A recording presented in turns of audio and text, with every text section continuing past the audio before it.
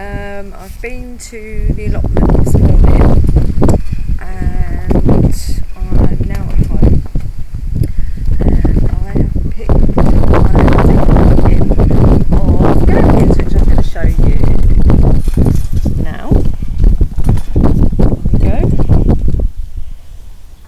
Now I've already pickled the first jar. This will do another 2 jars here. And yeah, they're just coming thick and fast now, so I'm really happy with those. And I've got lots of pickling vinegar, so that's something I will be getting on later on today. And I went to the garden centre. Let me turn you back round. So I went to the garden centre after the allotment because I wanted to buy some seeds, which I did. I got some more calabrese because I went to sow some the other day and realised that I didn't have any. So I've got some calabrese and some Allotment beans. Now, I only went there literally to get the seeds, but I ended up now this is just me all over. I'm going to take you to the greenhouse. Ooh. And I ended up with these two grapevines. The first one is Allotment seedless. I don't know if you can. Is that going to focus on there? Is that focusing? Focus. Allotment seedless, which is a green or white grape variety, which was recommended by Dan from Home Gardens. Seedless grapevine, Allotment, indoor and outdoor. This is a good outdoor seedless variety with large bunches of yellow oval grapes with a good muscat flavour. And that was £13.65. But then I also saw this one, which is the Muscat Bleu. There, a healthy outdoor variety produces good sized bunches of blue-black desert grapes. A sunny site is essential. Train against south facing wall. Blah blah blah blah blah blah. Suitable for growing in a container. So I went in for a packet of seeds and came out with 2 grapevines. So one of them is going to go in here in this greenhouse. I am going to now you should really plant it outside and then train it in, but I don't want to at this greenhouse because I don't want to take any panels or break any panels or anything like that. So I'm just going to plant it in where this pot is here. I'm going to plant it there, and then it will train up here and along the roof. But I just need to make sure that it is well watered all the time. And the other one, I haven't decided yet. I don't know where it's going to go, but I'll have a think about it and I'm sure I'll find somewhere for it to go. So there we go. That's what I've done today. Oh, yesterday, my sweet potatoes, I had taken off one of the slips, which is here, and popped it in the water to grow its own. Ooh, get it in there, to grow its own roots before planting out. And that's what I'll just keep doing when they're big enough. I'll just pop them off and put them in the water. What else can I show you? Out of the 3 peas that I had, I now have 1.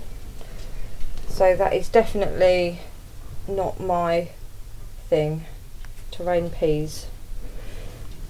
The little seedlings coming up, and I'm actually starting to get some little, I think they're called Canterbury bells seedlings coming up there and there and there, so that's good. And then there's some cauliflower seedlings there.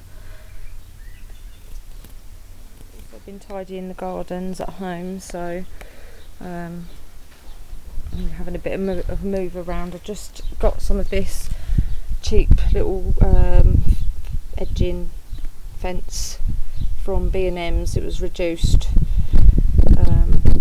so just done that around the garden there. It tidies it up. I've pruned the plum tree, and I moved the bench over there. One of these arch things, I've put it into these planters, and these I got a little while ago. I think that one is a clematis, and this one here is the jasmine. So the idea being obviously that they will climb up the arch. There. The sunflower is opening. Lovely. And then here we are at the front. And the border that I've actually added a few more things. So we've got a lovely clematis there that will hopefully grow up and then climb around the wall bit here. And then some of these, again I've forgotten what they're called, they're some kind of daisy. The lupins, I've cut them, the dying ones. Need to do it again really. And this rose here is starting to open out. A couple on there. The other lupin.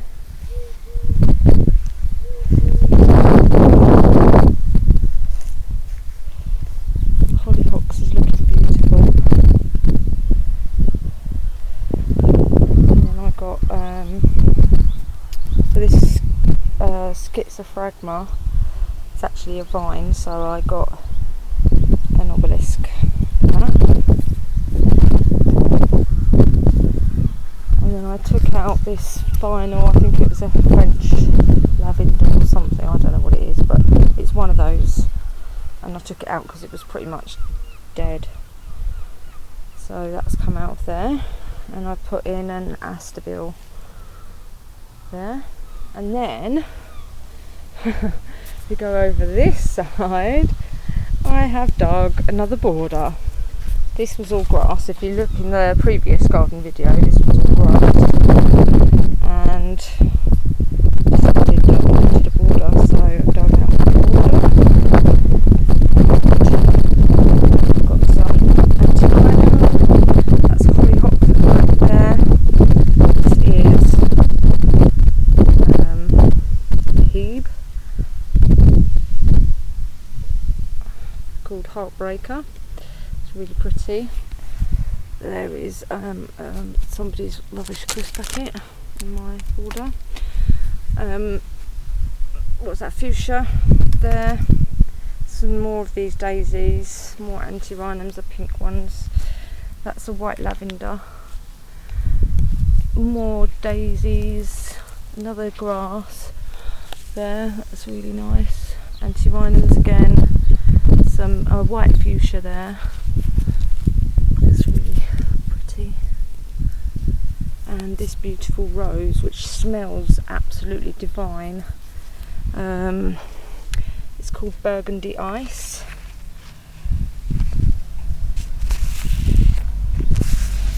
It says it's good for the honeybees. Repeat flowering. So yeah, that is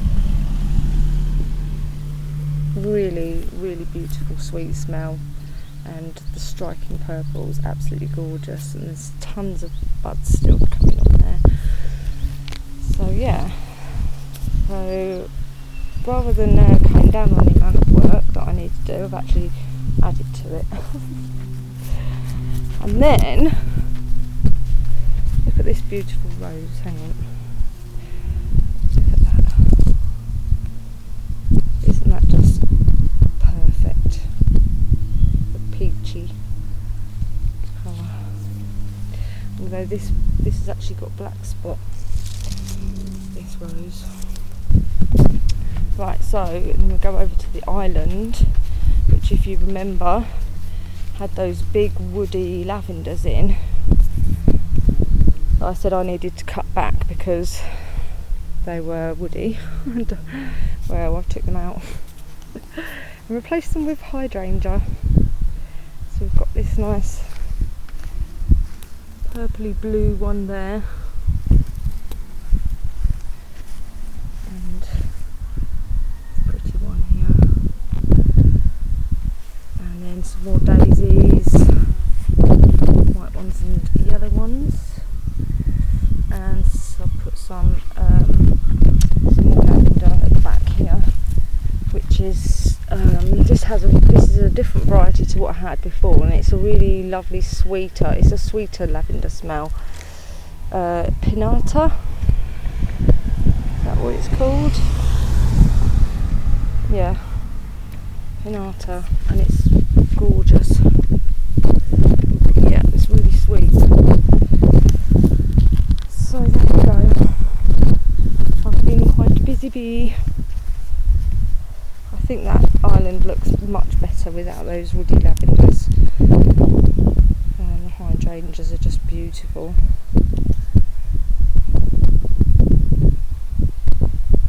There we go.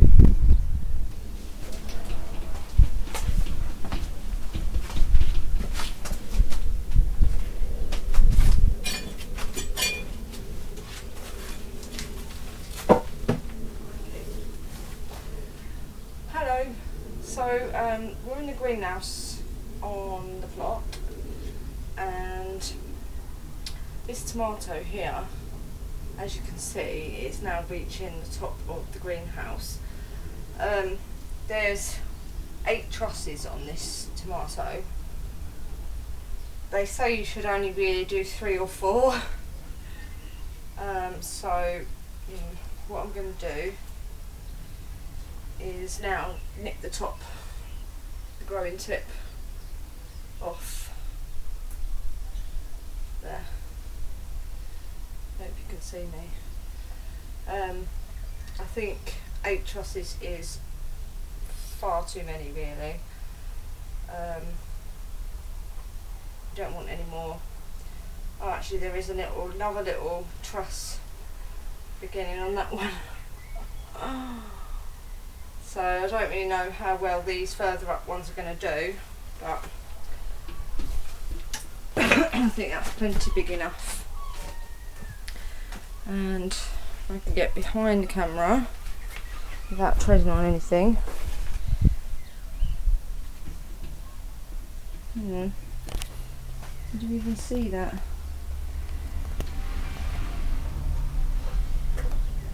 I'll bring you down the plant there. Let's see, we've got some ripening on this one here, and then I'll bring you around there. You can see how big the tomatoes are on those trusses. There.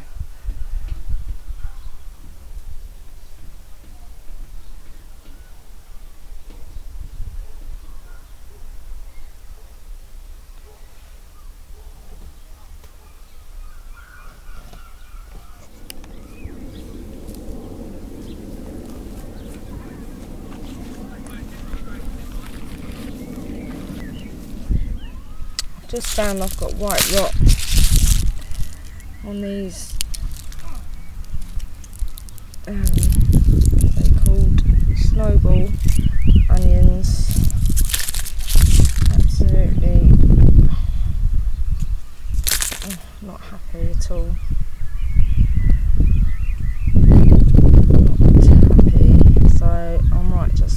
So there's another one there, look.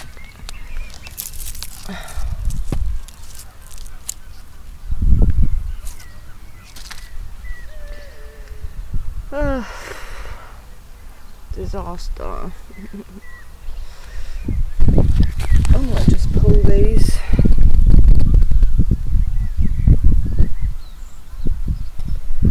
I don't know.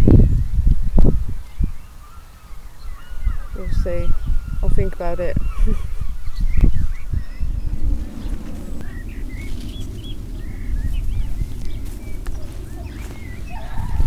Really excited as I've got silks coming through my sweet corn now.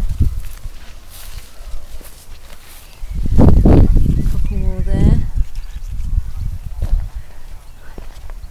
and there, and if you look closely here you can see that my beans are starting to climb up the main stalk. Well, that one's climbing up the main stalk. I don't know what the other ones are climbing up, but yeah, so my beans are really loving being with the sweet corn, so I'm definitely going to do that again next year. Really chuffed.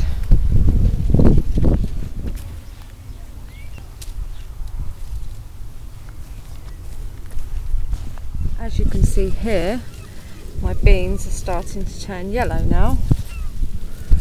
It's a nice one there. Oh, and there's a lovely one. So once they turn yellow, you can harvest them and you eat them like the whole pod.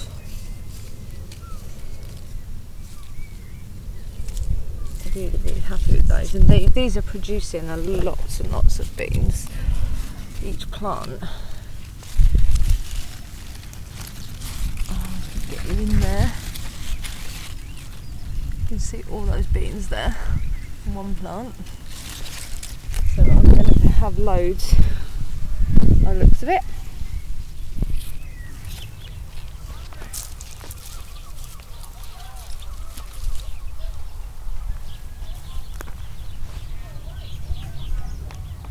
It's amazing what you find when you're weeding. So weeding this area here, not finished obviously, but I found 1, 2, 3 tomatoes, a strawberry there, and over here this rose that had nothing on it that I cut right back.